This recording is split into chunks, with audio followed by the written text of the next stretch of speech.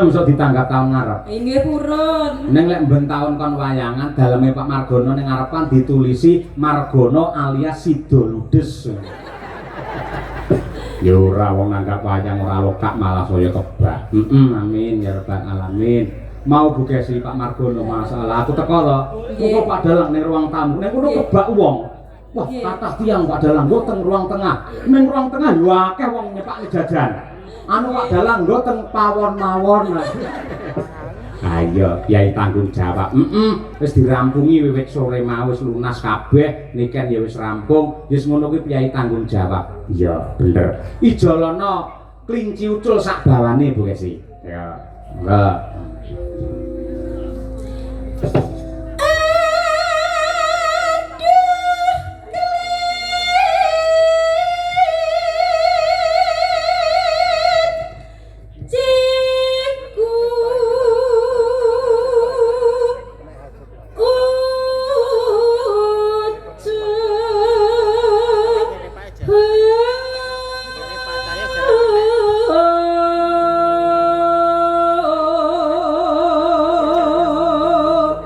Iki live streaming YouTube Kuntabi Channel ya lan uga disiarake langsung lumantar radio budaya panjenengan Radio Jodipati. Sound system tera panggung kagungane Jodipati Mas Yoyok CS saking Dungombo. Ya monggo Bu Kesi.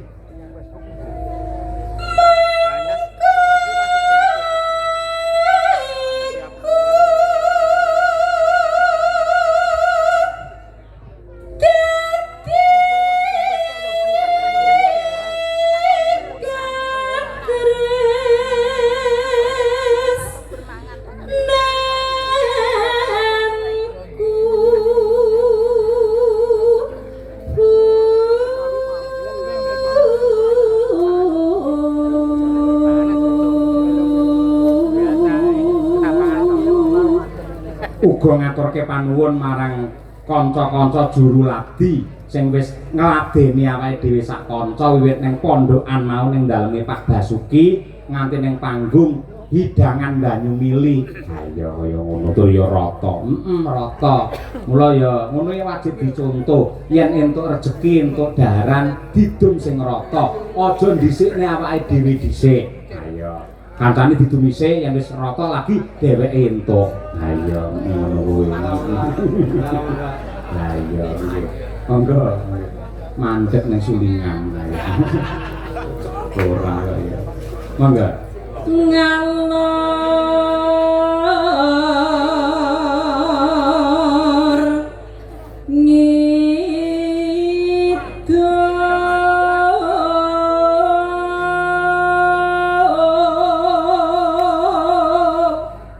Neno tapong gelang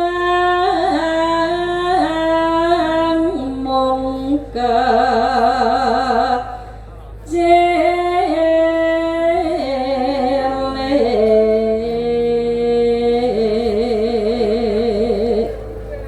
nonano saibo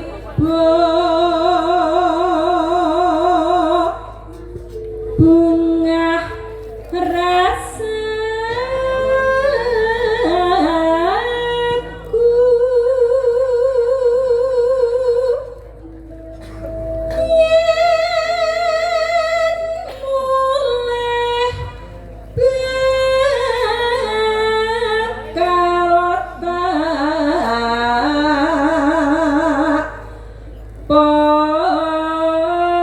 mulai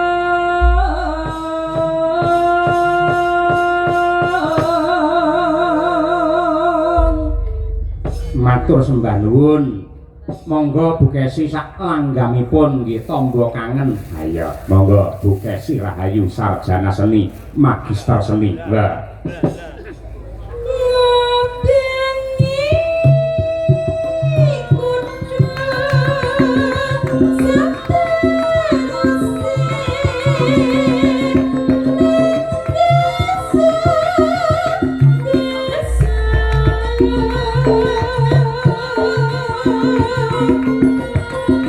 Marga aku